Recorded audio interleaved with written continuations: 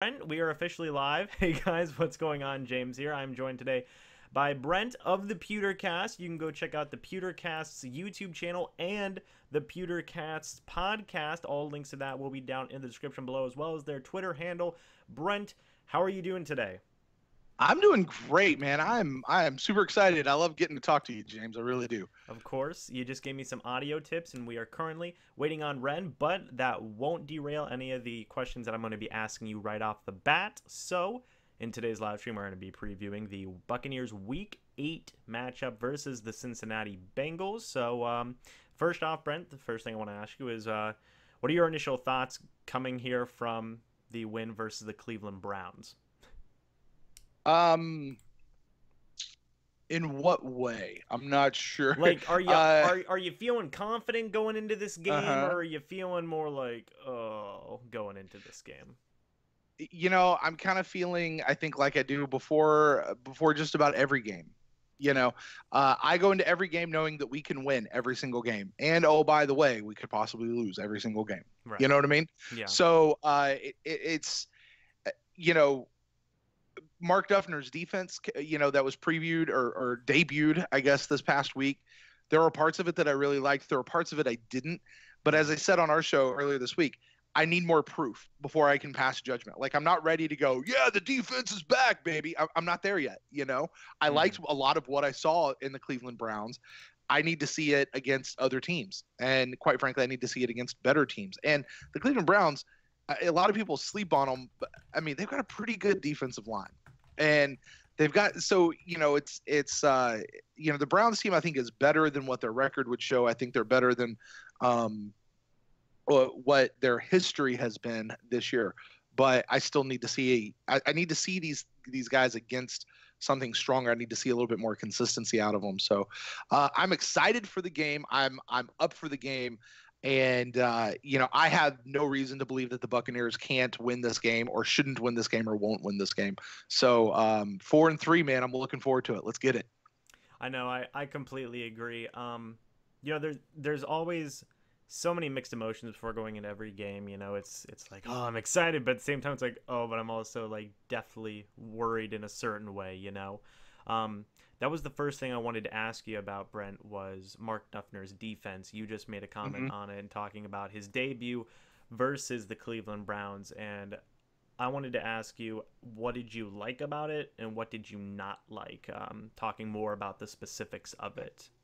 Yeah, I liked, I felt like the defense, particularly in the first half, and I'll caveat all this. You kind of have to give them a little bit of a grace, because apparently, you know, Quan got that injury right before halftime. They had this big emotional speech, and Ren said on our show, it's almost like somebody told him, hey, your dog just died, now go out and play football. And that's kind of what happened. They're like, hey, Quan, your guy, he's out for the season, now everybody go play football. So, you know, the Buccaneers on both sides of the ball came out flat out of the half. And while it's not good, it's not okay, it's not acceptable, you kind of understand why. You know what I mean? So I give that like as a little caveat, a little asterisk. All of that to say, the defense, Mark Duffner's defense, I did feel like they looked more aggressive. Never once, and I can't say this about Mike Smith's defense, never once did I look down and see these guys looking at each other going, I don't know where I'm supposed to be. I don't know where to go. Where am I supposed to be? I don't know what's going on. Like, I never once saw that. I saw Jordan Whitehead out there. I saw Isaiah Johnson a lot actually out there. These guys who are rookies, and they at least looked like they knew what they were doing. You know, they stood up where they really, really, really needed to stand up. But they also allowed the Browns to get back in, you know, coming back. What, it was the fourth quarter, they gave them 14 points. You know, like, that game should not have been a tie. You know, so that's what I didn't like about it. I didn't like the crash there at the end. You know, I felt like the young secondary played much better. But, you know, truth be told, their wide receiving core is a bit banged up. So, you know, we got to see this against a real wide receiving core. You know what I mean? Right, absolutely. I completely agree. 5 sacks. I liked 5 sacks. That was fun. Right. That was that was a pretty encouraging thing. Yeah. Yeah. So One of the big things that you just mentioned was like the communication. That was key. And I think part of that has to do with the fact that Duffner's on the sidelines. sure. Yeah. Absolutely, because you know, I've been a strong advocate of making sure that not making sure, but trying to have our defensive coordinator on the sideline because it was obvious that having Mike Smith up in the booth, it wasn't working.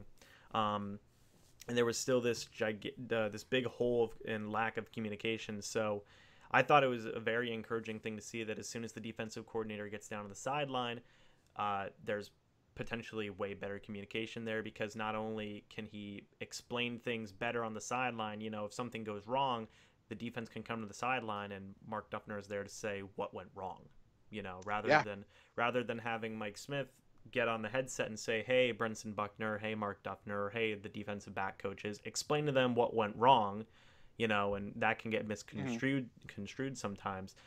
Duffner's there himself to say it, which I think adds a lot of value to that. 100%. I'm going to try real quick to add Ren to the call. It does say he's away, but we're going to try this real quick, okay? We'll see if it works. But while I'm adding Ren to the call, I just wanted to get a quick opinion of yours real quick on the latest couple of Buccaneers signings because they did just sign a handful of players, including Devontae Harris, Riley Bullough, and Kevin Minter. Right. And two of these linebacker signings are due to Quan Alexander tearing his ACL, which was very unfortunate. And then the third signing, Devontae Harris, is the result of the Buccaneers getting rid of Javian Elliott. He is now on the practice squad, and in comes in Devontae Harris. Real quick, I wanted to get your quick thoughts on all three of those signings. Let's start with Devontae Harris because he was just more recently with the Bucs in training camp and preseason and whatnot. What do you think he's going to add to the team? First off, I have no idea. I'll be honest with you. I have no idea. I mean, this guy's a practice squad guy, right? You know, he was with the. Wait, was this also the guy who came over from the Saints? Like he was with the Saints for a little bit and came back. Yeah, he played with the Saints for 2 years. Yeah. Okay, so you know, I mean, this is a guy who's bounced around.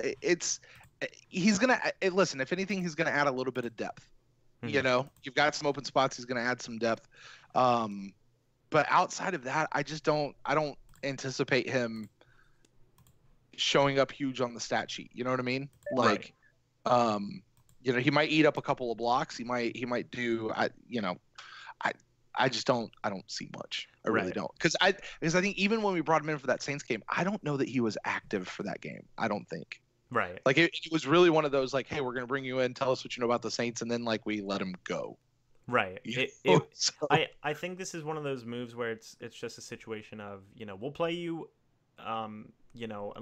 we'll play you whenever we have really, really bad injuries to our cornerback depth. Yeah. You know, that's kind of the situation. The second, well, apparently Ren is not coming right now. I'm sure he'll join us in a little bit. But the second one I wanted to talk to you about was Kevin Minter, former Cardinals second-round pick in 2012. He's the newest guy. He has the least experience out of all three of the names I mentioned. A middle linebacker with seemingly a lot of veteran experience and a lot of potential upside. Sure. Do you think he has something to give? Not right now, obviously, considering he just joined the team, but potentially down the season? I don't think they would have signed him if there wasn't the potential for something to be there. I mean, look, at this point, Adarius Taylor is moving over to the Mike linebacker, to the middle linebacker spot. Levante is going to wear the green dot. And that is neither of their best spots to be. I mean, Levante's fine wearing the green dot, but it's better if it's not him, you know? I can't say better. It just, you know, you get the feeling he doesn't personally enjoy it, you know? Like give that to somebody else, right? Darius Taylor, you know, he's a backup. He plays across the linebacker area. He's good. He's a captain. He's a team captain. But listen, Darius Taylor is already a backup. You know, if all things being equal, if all our guys were healthy, our starting linebacker core would be Levante, Quan, and Kendall. with Adarius as the backup. Now he's a really good backup, and the fall off between Kendall and Adarius is not super huge. But with now Kendall out and Quan out, that's leaving us with Adarius and Levante. The fall off after that is going to be super huge. So bringing in a guy like Kevin Minter, who's a former second-round pick, he's been around the league. You know, it at least gives them something that you can try to help replace. You're never going to replace Quan Alexander, not with what he meant to this team, but it at least gives them something that maybe they can bolster and possibly maybe even move Adarius back to where he was playing over at the Sam. You know, at least give him a chance to compete and see if he can do something, you know? Right. And by the way, God forbid something happened to Levante or Darius. That would be rough. Yeah. I mean, it's going to be rough without Quan, you know, and please, please, please, to the football gods, let Kendall come back soon. Doesn't look like he's going to, but let him come back soon. Right. And that'll definitely be something we take a look at later when we're talking about injuries. The final thing the final player I want to talk to you about real quick is Riley Bullough. Obviously, not only did Quan Alexander tear his ACL, but Jack Sitchy also tore his ACL. Sure. Both of them are out for the season. You bring back Riley Bullough, who's been with the team since last season, on and off, you know, in different capacities on the practice squad, on the active roster, sometimes playing in, you know, certain snaps in certain games and whatnot.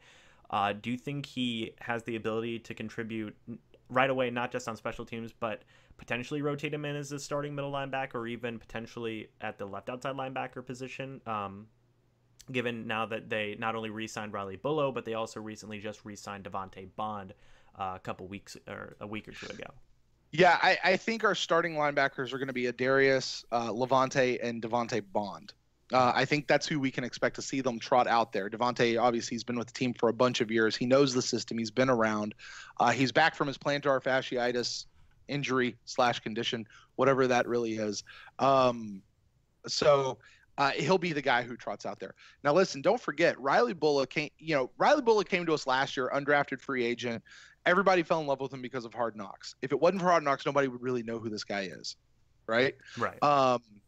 And they brought him back on the practice squad. He didn't do anything until the end of the season when, they promoted him when it stopped counting against his accrual so he could still be practice squad in the future, you know? And then he comes back for camp this year. And don't forget, this year in camp, he looked so good. We thought he might actually make the 53-man roster.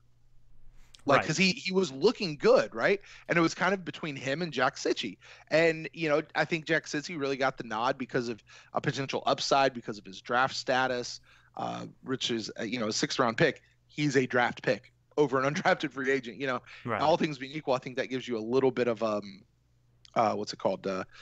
little bit of an edge, you know? Right. Plus, I think Jack Sitchy has a much higher upside, at least from what we've seen. So Riley Bullough is coming in as a guy who really was really competing for a true roster spot, not just a practice squad spot. So he'll come in. He's not going to take a starting spot. He may or may rotate in on a handful of snaps, but he's mostly going to be that special teams guy, and he'll be a special teams player for us.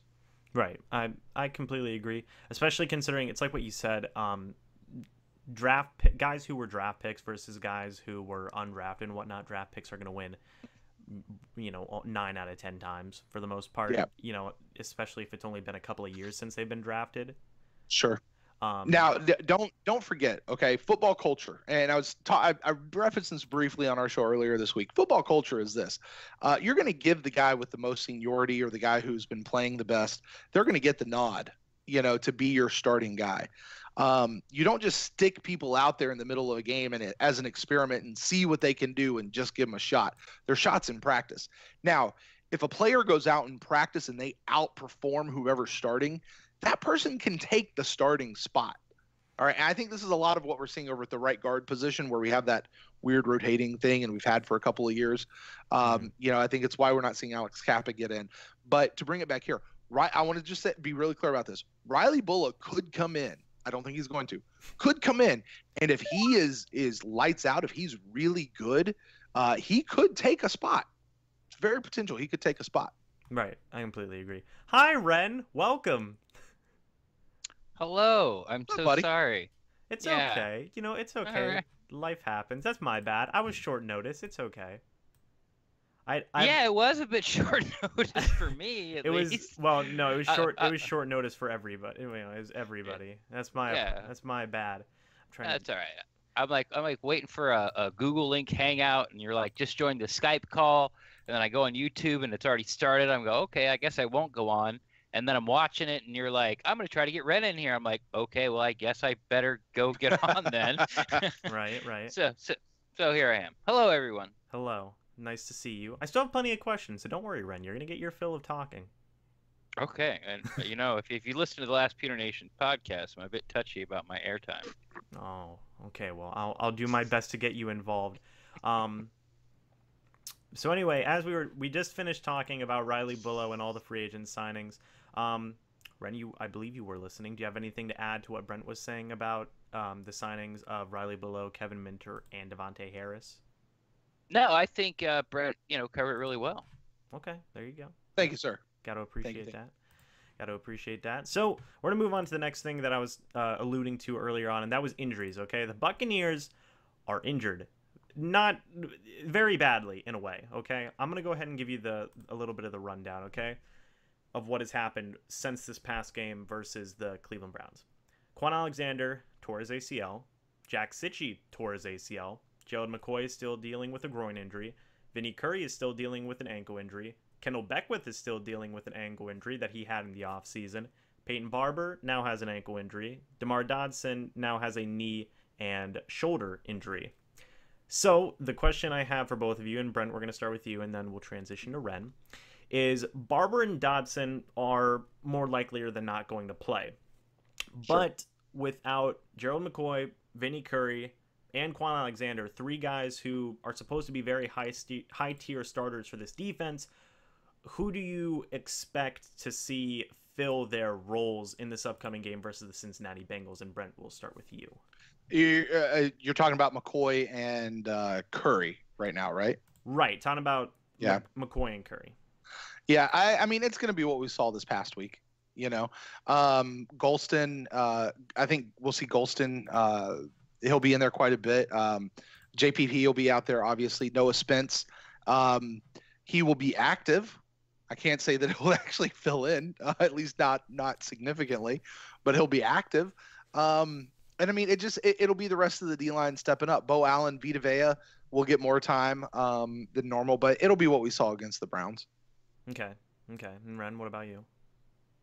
Yeah, Brent's right. I hope Noah Spence gets more than 9 snaps as he did last week. They moved JPP to defensive tackle, like one of those sacks where Nassib and actually Noah Spence met in the backfield at Baker Mayfield. It was Golston and JPP there on the inside. So probably, like you said, more of the same. I don't expect either of them back this week. I'm not really worried about the defensive line. And I know you guys already talked about it. It's the linebackers I'm worried about. I'm worried about Joe Mixon. It seems that the Buccaneers linebackers, even when Quan was there, have their problems with the faster backs. Not so much the sledgehammers, but the guys that can bounce it to the outside. And that's my biggest fear is Joe Mixon having a big day against this defense.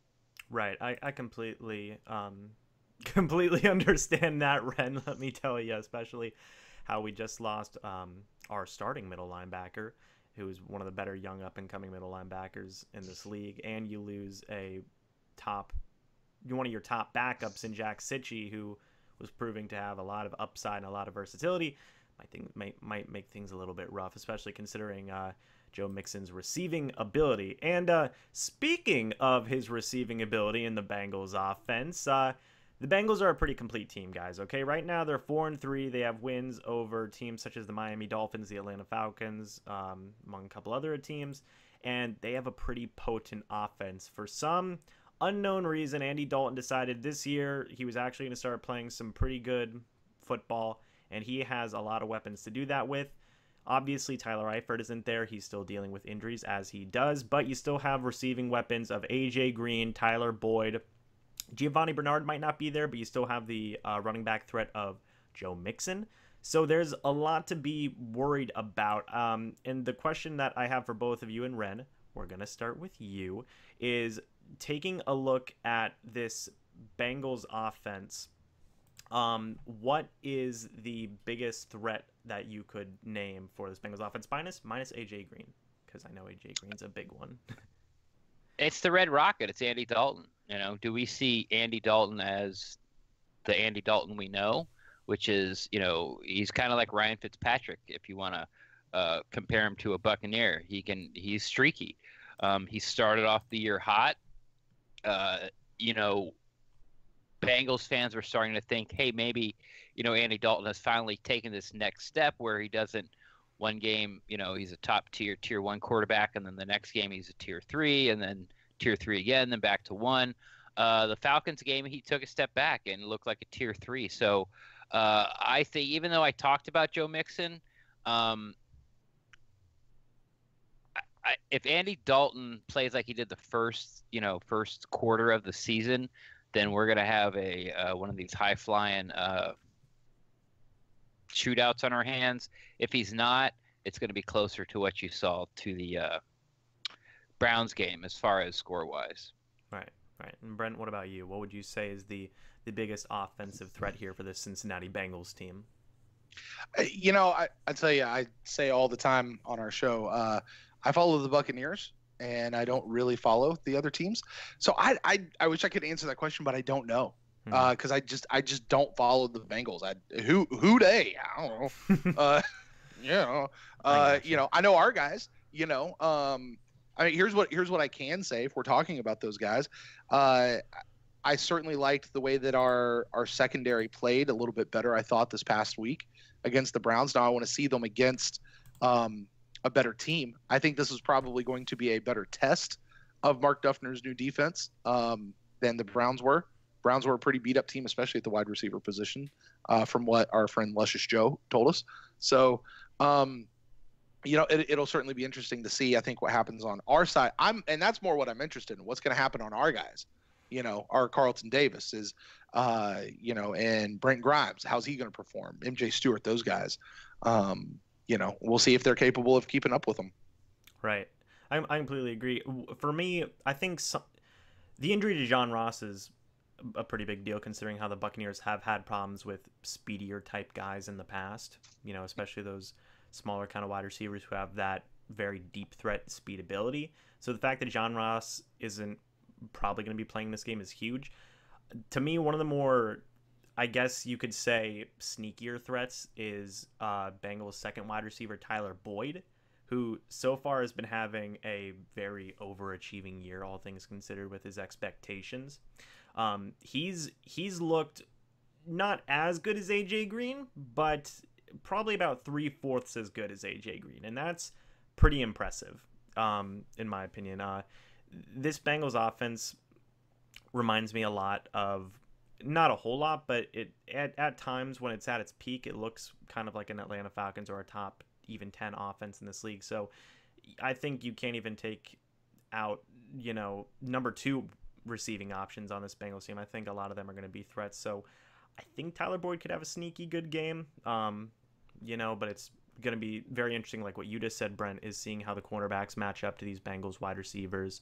AJ Green versus Brent Grimes, probably Tyler Boyd versus Carlton Davis. It should be pretty physical, if I had to say so. But moving on to the Buccaneers offense versus this Bengals defense, and the first thing I wanted to talk about, and Brent, we're going to start with you, is, like I mentioned earlier, there is an injury to Peyton Barber. He has an ankle injury. Now, he's probably going to play in this game, I would imagine, but we could see him be in a limited capacity. And some Bucs fans out there have said, this is finally going to be the game. It's finally going to be the game. They get Ronald Jones going. It's now, now's the time. Starting with you, Brent, do you see potentially a big game for Ronald Jones, and this is the game where they finally get him going and we finally start to see some stuff happening? Or do you think that it's going to be a situation where it's not exactly a fluke, but it's like he's not going to get as much carries and playing time as we expect him to get?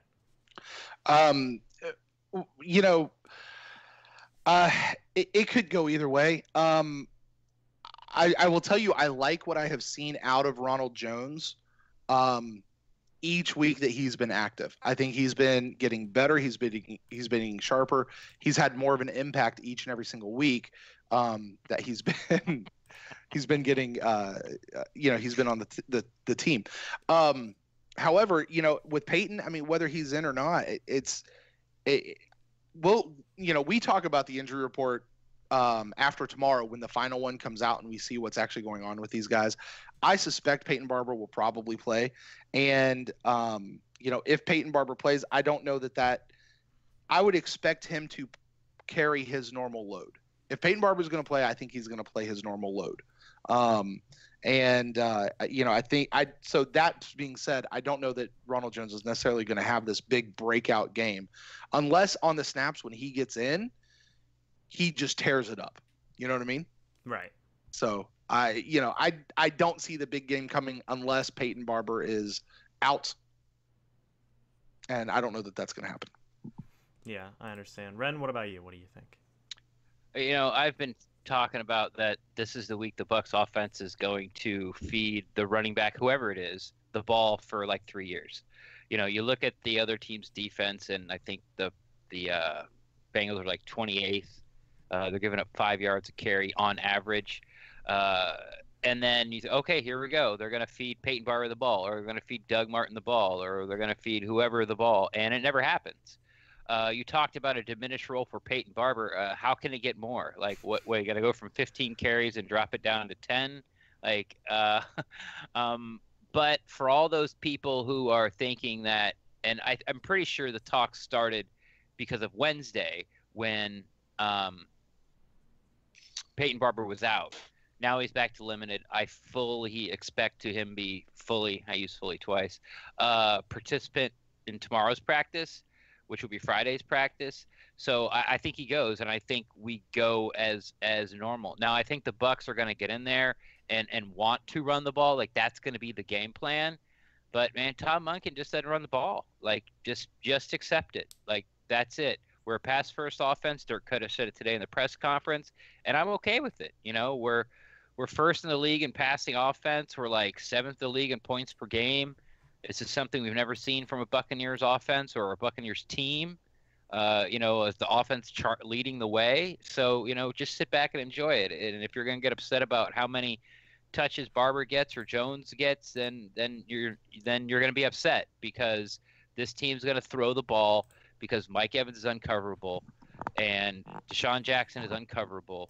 Chris Godwin can catch anything in his zip code. And then O.J. Howard is pretty much uncoverable. The only guys that people can cover are Brate and Humphreys, but hey, they got the best hands on the team, so it doesn't matter. They don't even need a running back on this team except to go out and catch passes. Like, they really don't. Right. Do you think that we could see Ronald Jones more in that capacity? I know they've mainly been using Jacquizz Rodgers as the receiving and pass blocking running back, but Dirk Cutter also made a note in one of his more recent press conferences, I believe, of saying that Ronald Jones had improved a lot in his pass catching and pass blocking ability. Do you believe we could see him more in that role in this game? I hope so. I mean, if he goes in there and he goes out in the route, you don't have to worry about him in pass protection, right? Mm-hmm. And he's been going out more and more. He had a nice little swing pass this week against the Browns. You could see his athleticism out there. The first guy got him, and it was sort of like him versus two guys out there in the flat, and you could see the things the Bucs are excited about it just on that one play. So, yeah, I have no problem of Ronald Jones becoming the Lewis that's in Tennessee or the White that plays for the Patriots. All they do is produce. So if that's the route that they're trying to push Ronald Jones into. Mainly what do they want him to do?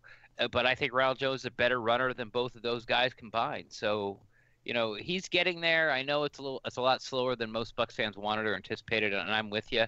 I really wanted to see sort of Rojo there week 1 in the Superdome, starting behind Jameis Winston, but it's not going to happen. But it didn't happen, I should say. But yeah, I think Rojo to be a weapon this year, I think it's gonna, ironically, because of his hands, not his feet.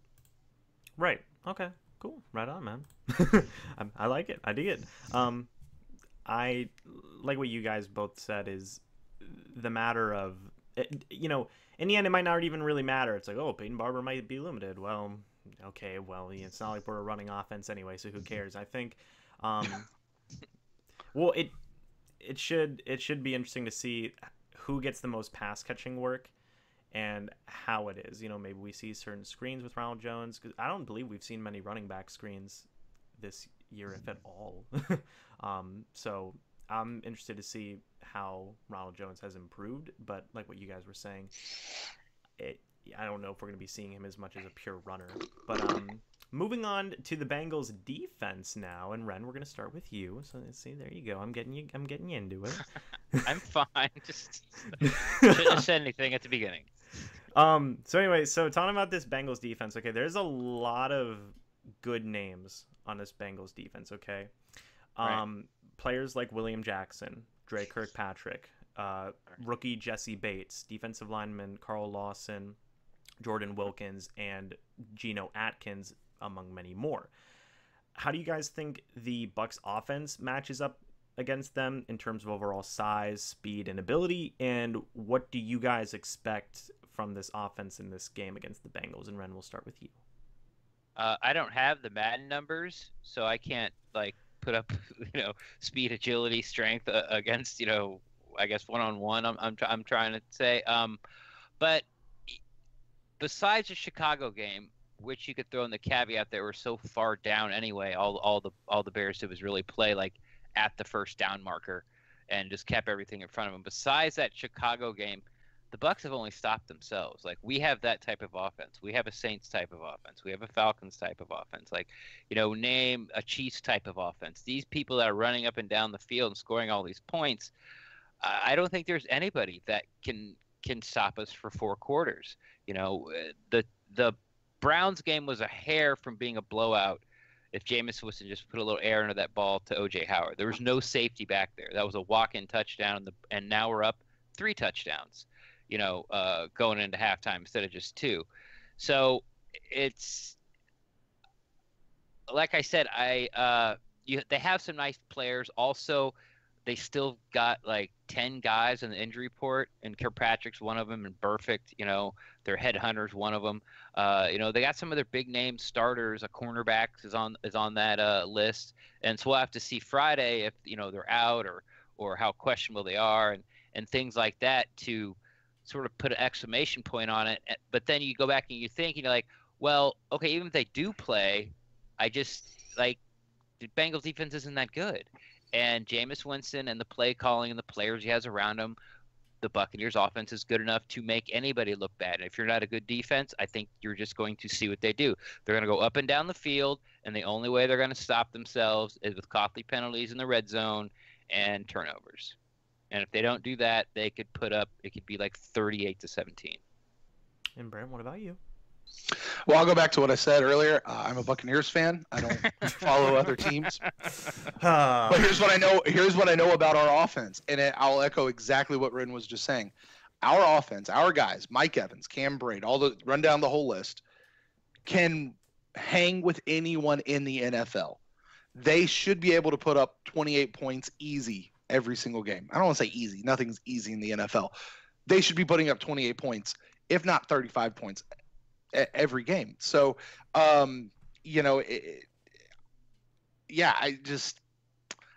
not overly worried about their defense. The only thing I'm worried about is this Perfect guy, who I don't think should be allowed in the NFL anymore. I just don't.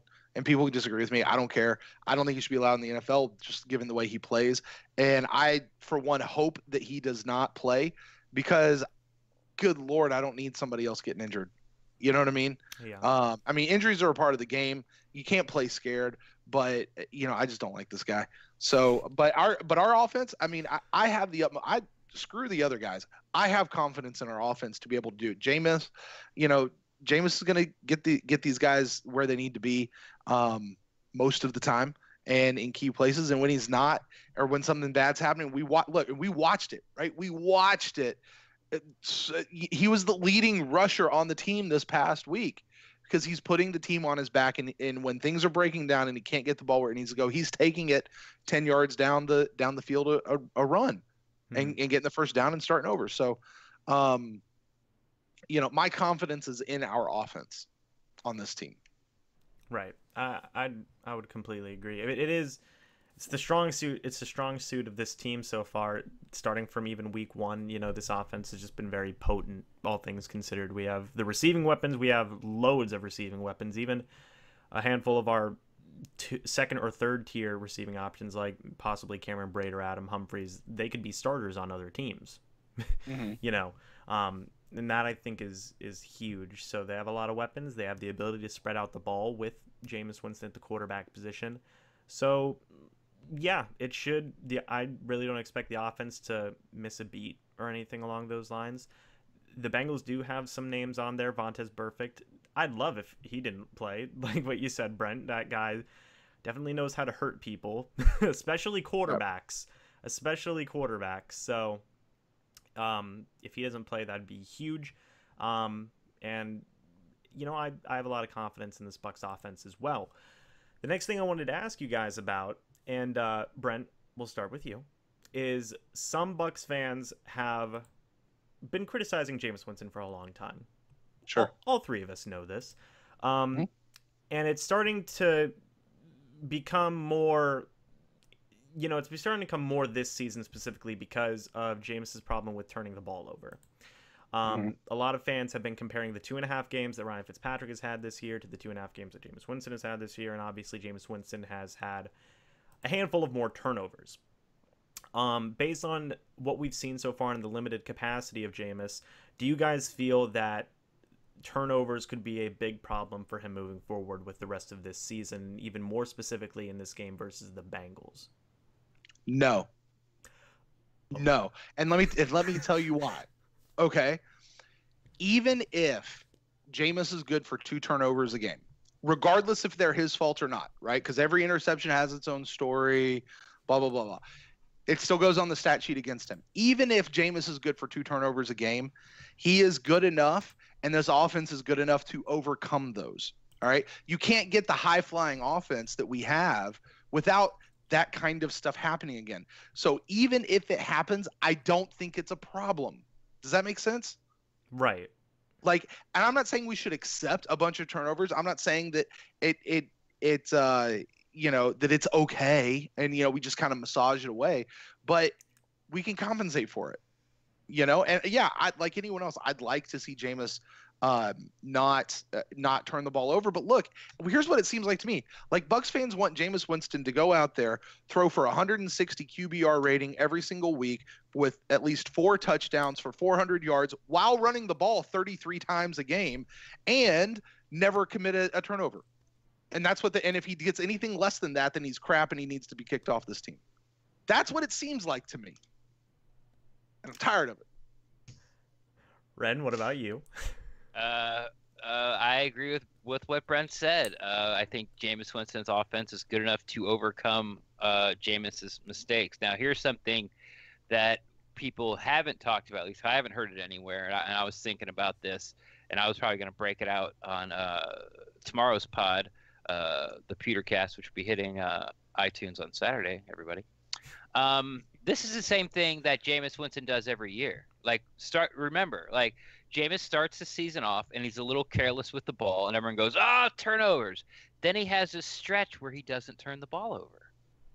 Remember, it's every year he sort of does this. It takes him a few games to go, okay, yeah, I know I'm not supposed to turn the ball over, but I can make this throw. Oh, wait, I can't make that throw. I know I'm supposed to turn the ball over, but I can thread that needle. Oh, what? Yeah, I couldn't thread that needle. And I think it's just something we're going to have to put up with Jameis Winston, at least for a few more years. So, honestly, I fully expect, and I would not be surprised if it's this Bengals game where Jameis starts to turn around and has, no turnovers and, no fumbles, no interceptions. I think his fumbling woes have pretty much been taken care of. We've seen him on all these Instagram workouts. Always he's wearing the glove now. The one where he fumbled against the Browns, it wasn't his fault. Nobody knew the guy was there, and the ball was cocked back.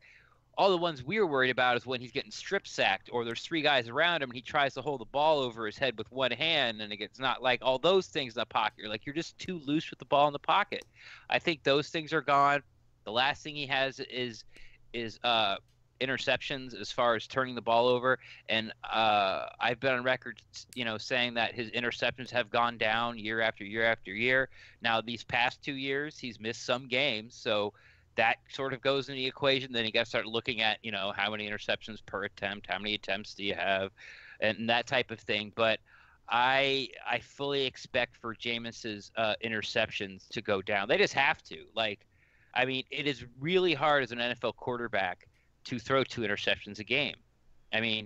The all-time leading interceptions is the Buccaneers, by the way, and Vinny Testaverde threw 36. Now, you throw 2 a game, it's 32. So, no one does it. No one throws 2 a game. So, expect for those numbers to go down. And once they do go down, expect a 3-4 game stretch where Jameis Winston just doesn't turn over the ball except once, maybe twice. Yeah, I agree. I assume both of you then are not part of the groups of fans who want to get rid of Jameis Winston here coming up on the trade deadline. I'll take that as a. Listen. To answer that question, I'll say what I've said for 2 years. Everybody's got a price, and that includes Jameis Winston. And if somebody comes with the right price, fine.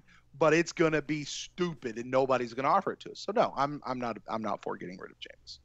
Yeah, and I've been very angry on the past Kipper PewterCast about my Jameis Winston rants and how people are basically what Brent echoed about you need 150 QBR. You can't throw a pick in the red zone, but you can't throw a pick at your own end. You have to throw for 3 touchdowns and at least 350 yards. It's gotten really bad, and it's to the point where I've told people, don't even DM me, don't email me, don't at me about Winston and ask me questions because you know where I stand, and I don't want to hear your side of the argument. Yeah, James, let me put it this way to you. Let me ask you a question, okay? If Jameis throws, if this offense, forget throws, if this offense scores around, let's average 30 points a game. Right? So 28 to 33 points a game probably is what we're really talking about. If he's scoring that, which is enough to win a game in an NFL most weeks, if that's what we're really talking about, are you okay? And he's doing that in spite of throwing an interception or 2. Are you okay with those interceptions given that we're also still scoring that many points? Yeah, I'm okay with it. Sometimes you got to take the bad with the good. So I don't know. No, I completely agree. Ren, I actually saw you post something on Twitter. I think it was actually today when you said something to somebody who had commented about that, saying, "I'll see you in," I was 2036 whenever Jameis Winston retires as a Buccaneer. Yeah.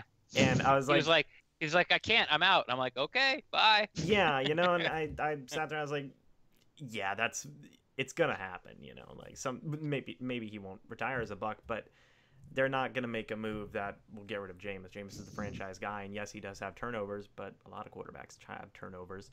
A lot of people used to criticize Matthew Stafford, the Lions quarterback, a couple of years ago, because he had a lot of turnovers, and now they've gone from criticizing him so much early on in his career to respecting him and saying oh, he's actually a pretty good quarterback. So I see a similar thing happening with Jameis Winston. Jameis Winston is going to play till he's 40. He loves football. There's nothing he'd rather do ever than be an NFL starting quarterback. The Bucs aren't going to get rid of him. He's going to take care of his body. He's just I'm telling you, man, I said this 2 years ago when I first started co-hosting PewterCast, Jameis Winston might be the last quarterback I see, starting quarterback I see as a Bucs fan. He's mark it, man. He's here for the next decade and a half, minimum. It's and by that time you don't know where science is. 45 might be the new like Brady and Breeze are like in their 40s. Rivers is around 38. By the time Jameis gets there, which is, by the way, a decade and a half, uh, the new age of might be 45. So now you got another 5 years. So it might be 2 decades. Actually, he's only 24. So we got 21 years of Jameis Winston, and it's Jeez. you add that, yeah, right. Start thinking about it. You add that on to like my age, and it's like I smoke, and I'm like, yeah, like I could be dead before Jameis Winston is not the Buccaneers starting quarterback. Well, Ren, it's nice for you to point out your own mortality so well. I appreciate it. There's a downer. Yeah, thank you for that. Jameis Winston will be here possibly longer than Ren's alive, so put that one down in the notebooks. Moving on, the next thing I wanted to ask you guys about is actually the opposite safety position to Justin Evans. In this past game versus Cleveland, Isaiah Johnson played, I believe, almost 75% of the defensive snaps, and Jordan Whitehead played 30%. Obviously, Jordan Whitehead has been dealing with an injury for a couple of weeks now, but is this a game where where we could finally see Jordan Whitehead kind of moving into that starting role opposite Justin Evans, or do you guys still see Isaiah Johnson stepping into that role? Because I know there's been a lot of people questioning the secondary, more specifically the safety position, and they feel that the safety position opposite Justin Evans is the weak link. So who do you guys see starting there, and what kind of impact do you think they're going to have in this game? And Ren, we'll start with you. Me? All right. I think that the only reason Jordan Whitehead is not starting, it's not Jordan Whitehead and Justin Evans going forward, or has been, is because of that injury. I think everyone knows, and the team also believes that Jordan Whitehead is the better safety. I'm not exactly sure. I would like to say it's just because of the injury. Maybe they're treating with kid gloves. There might be some situation where they think Isaiah Johnson's better. I'm not a huge Isaiah Johnson fan. I like him as my fourth safety. I don't like him as starting safety across from Evans. So, I think the duo of Whitehead and Evans is the future. Like, those guys might be starting at safety. Those two might be the last starting safety I ever see in my lifetime.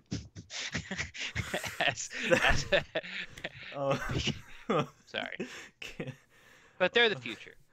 Okay, and Brent, what about you?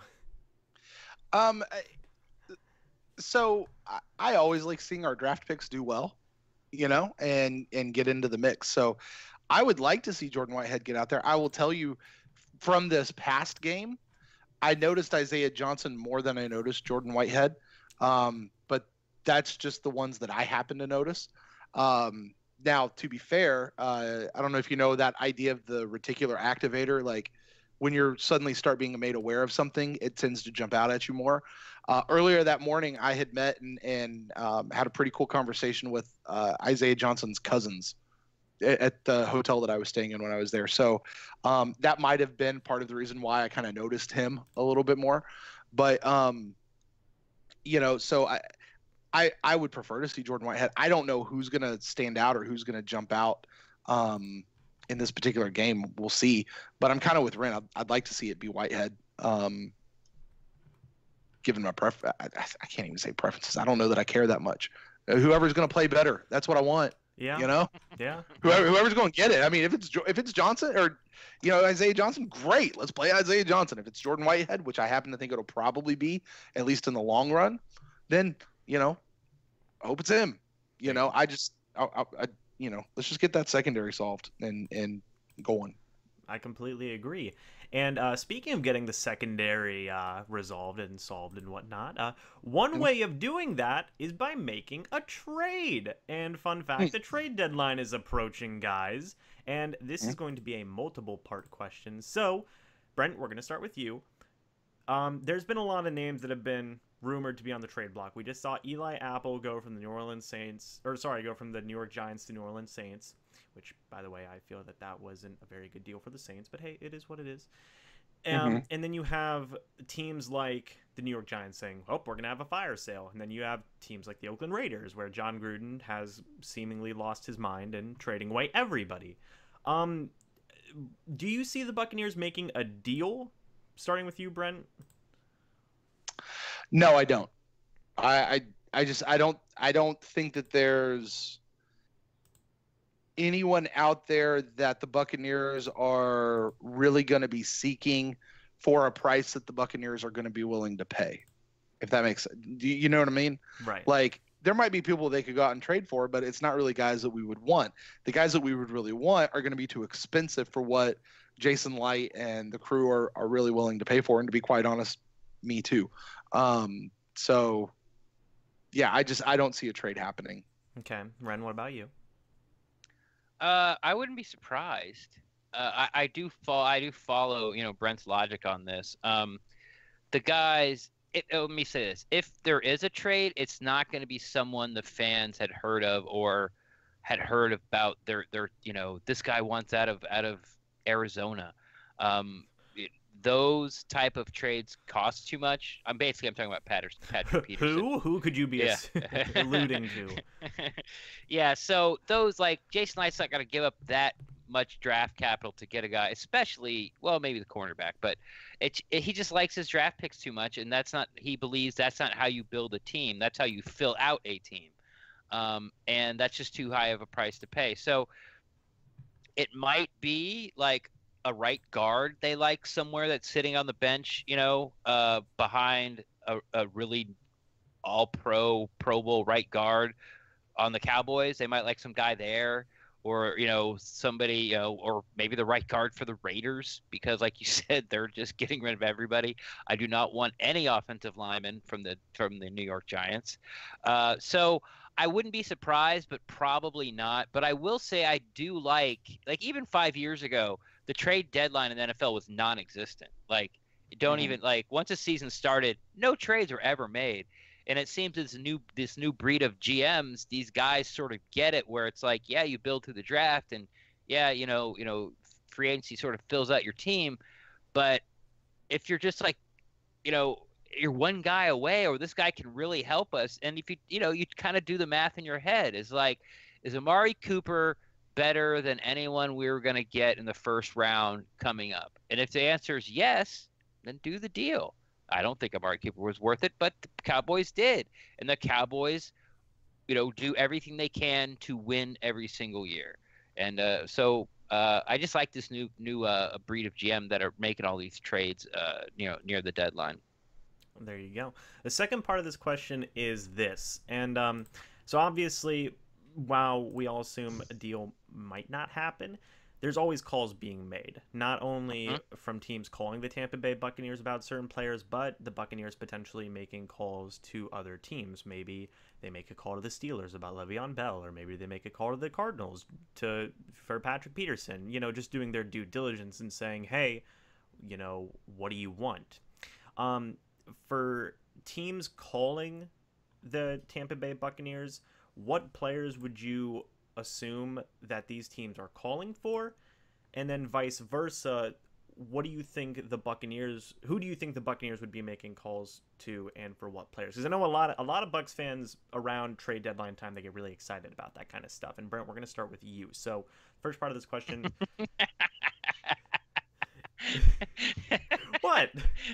No, you'll see. Go ahead. Okay. Sorry. So Brent, starting with you, the first part of the question is, what players do you think the Bucs are getting calls for, and what players do you think the Bucs are calling for?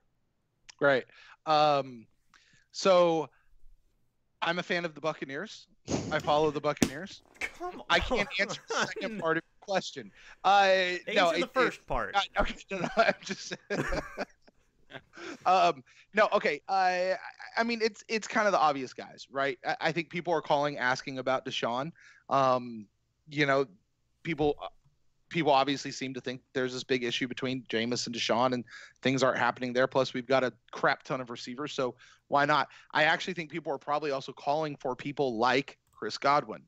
I think people are probably calling. I don't know if there's any team out there that are receiver strapped. They might be looking even for like an Adam Humphries, maybe giving a low round pick or something like that, which I wouldn't be willing to take for Adam. Maybe give you a 5th round pick or something like that for Adam.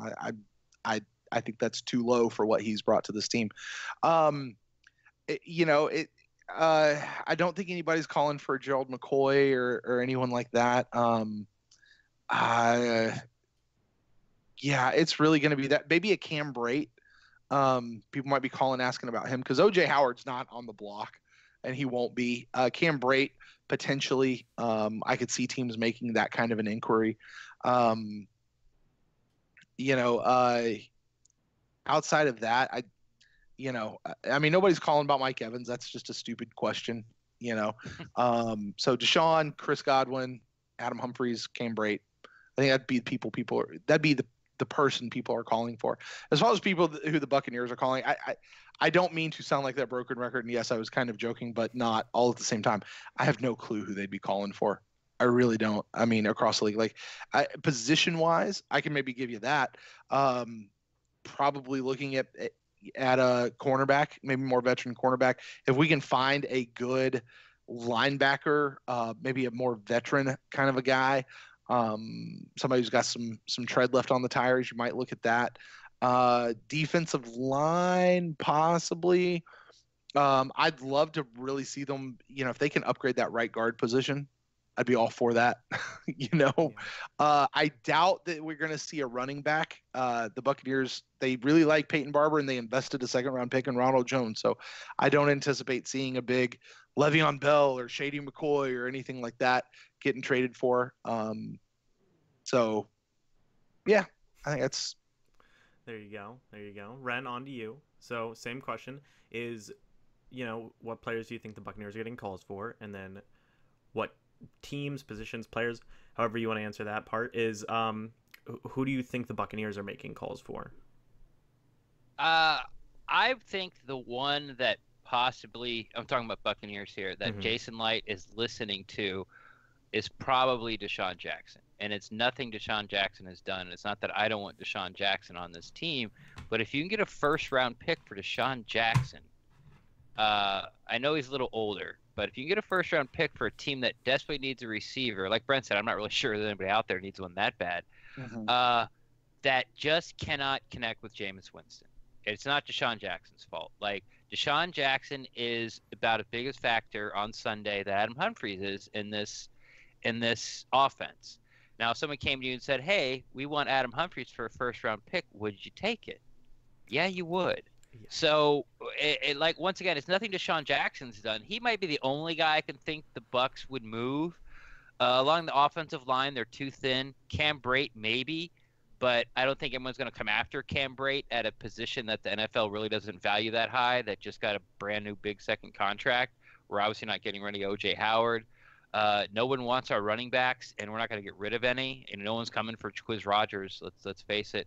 The defensive line, no one's coming for, and we can't let them go because. And if they are, we can't let them go because we're thin there, right there. Same thing at linebacker, cornerback.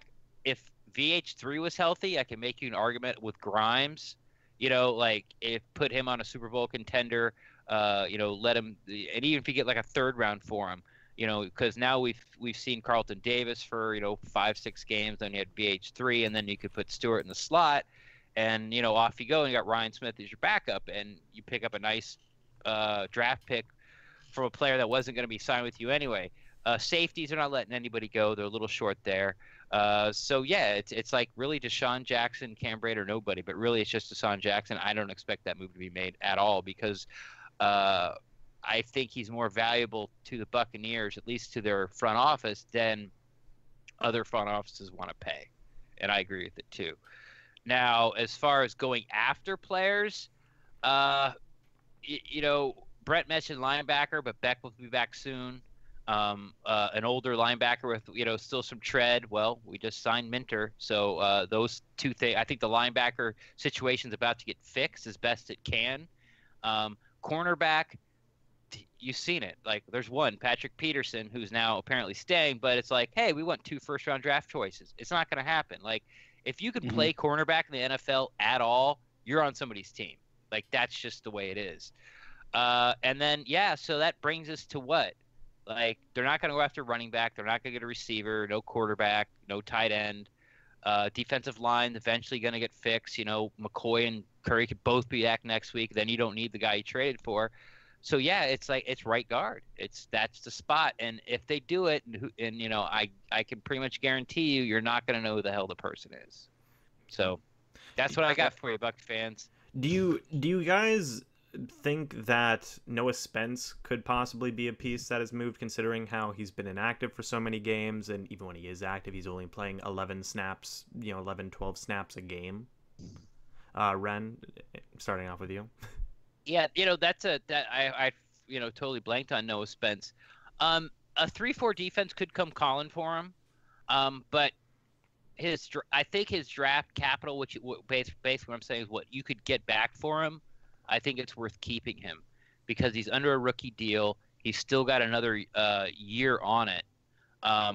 This is his third year, so he's got another year to sort of prove it. And the Bucs could keep him around, and see what he does the rest of this year and see what he does next year, and then just sort of release him. Or if they don't like what they see at the beginning of training camp next year, try to trade him then. But like when Brett used to say, if stupid comes calling, I always used to be like, yeah, okay, great. I didn't really like the saying so much, but the more times he says it, and then now it seems like the more times I see it, such as Amari Cooper for a first-round draft pick. So if stupid comes calling for Noah Spence, yeah, I can see it, but it has to be a 3-4 defense. But I'm just saying he doesn't have the resume to demand like a second-round draft pick, and no one's going to give it. And if you're not going to give us a second-round draft pick, then I think the Bucs front office would rather keep him and see if he can, get past, because he got hurt second game into his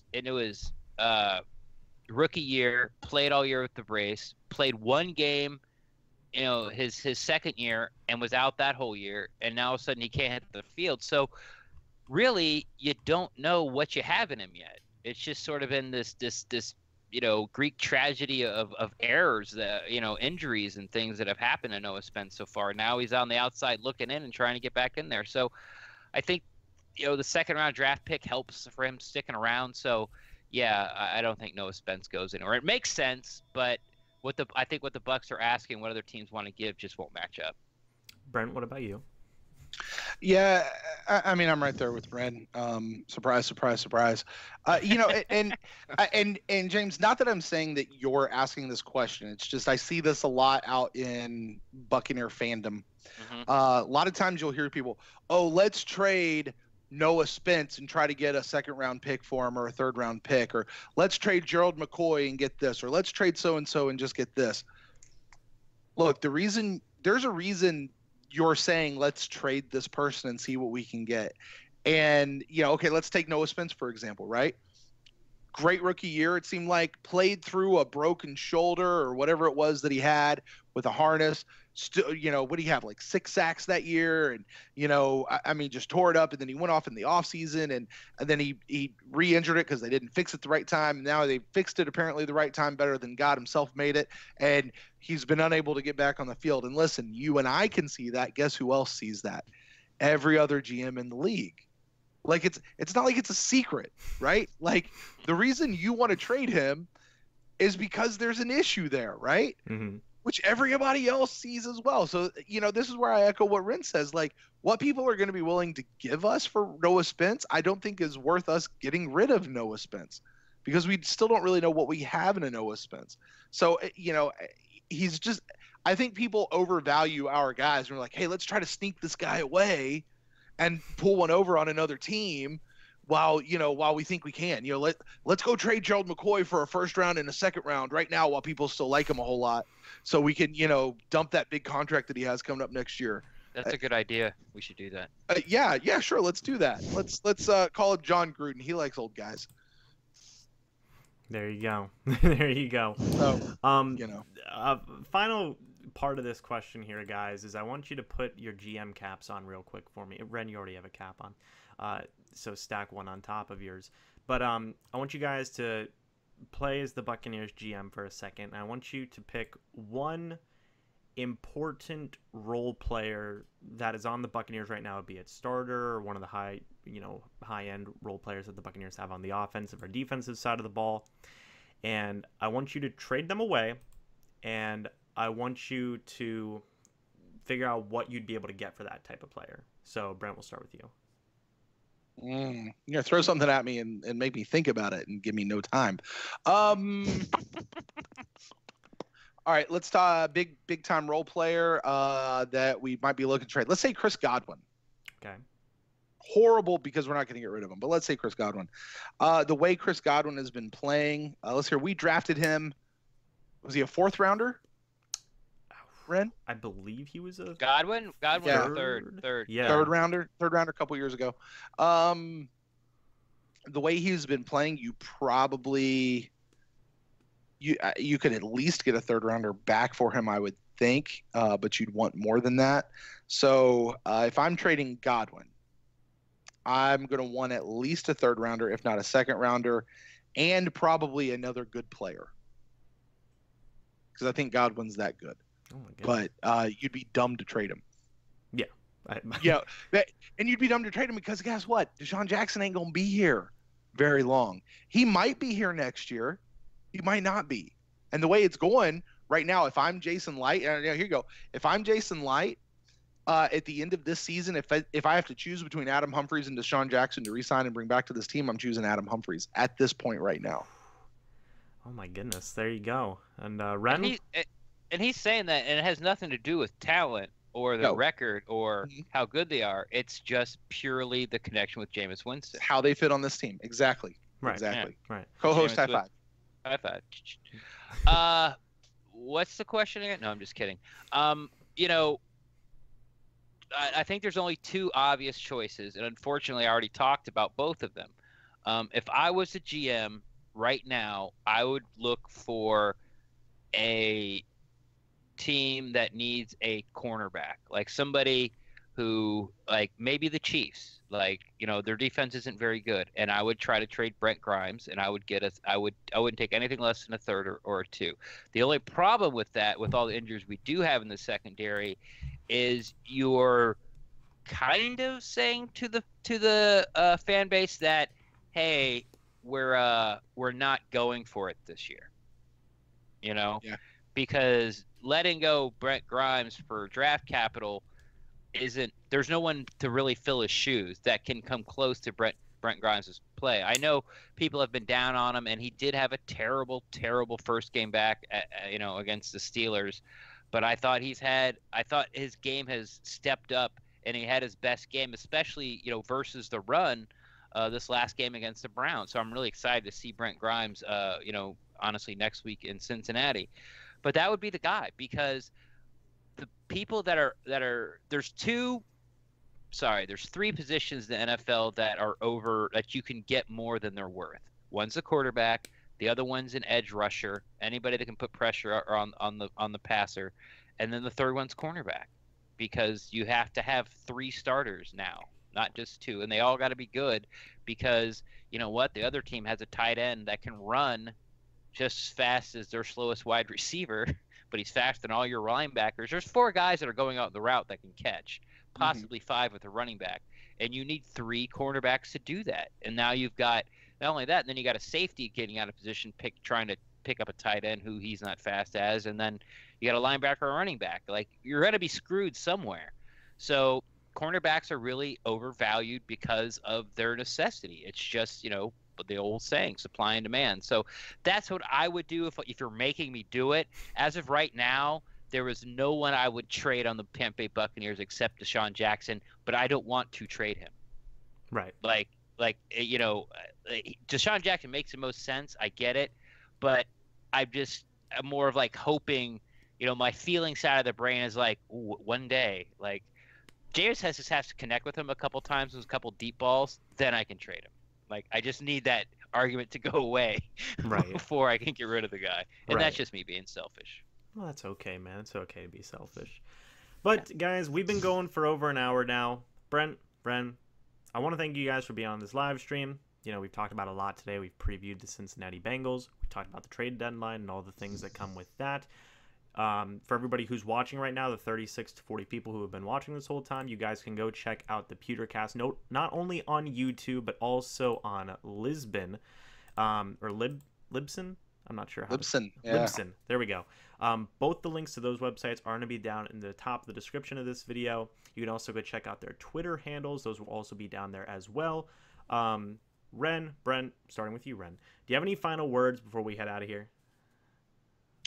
I think with Jameis Winston back in this new defense, I know it's very early, but I'm extremely optimistic. I think we have some pretty average NFL offenses the next 2 weeks. Talking about the Panthers, who's winning by the skin of their teeth, a little smoke and mirrors, but their record, I don't think they're nearly as good as their record suggests.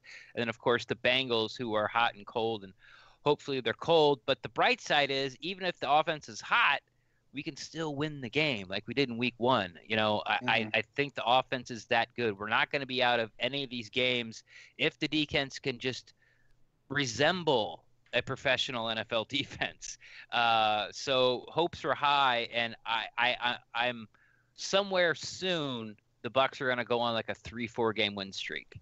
You know, once I know this defense is for real, at least I can accept it as for real. I think, you know, the Bucs will have a winning record going forward as far as how many games are left. I talked about it last week. These next 8 games, the Bucs need to go 6-2. We're 1-0. We need to go 6-2. 5-3 is okay. 6-2 would be really good, and we'd be really set up for that final stretch run. You know, with some tough teams at the end and a lot of division games at the end. There you go, Brent. What about you? I'm with Ren. There it is. I don't know. I mean, he says it, right? Like 6-2. Let's do it. You know, listen, I don't know. I said this at the beginning. There's not a game on the schedule that the Buccaneers can't win. There's not a game that they can't lose. So you know, go Bucs. I have, my approach to this season has been very week to week. Take it as it comes. Just wait and see what happens, kind of a thing. So, I don't foresee that changing much this season. You know. Yeah. So. There you go. Well, Brent, Ren, again, thank you guys so much for joining me. I know, very short notice. I know, but you joined me for over an hour, and that's greatly appreciated. So thank you. Again, to everybody who's watching, go check out the PewterCast and all the links down in the top of the description.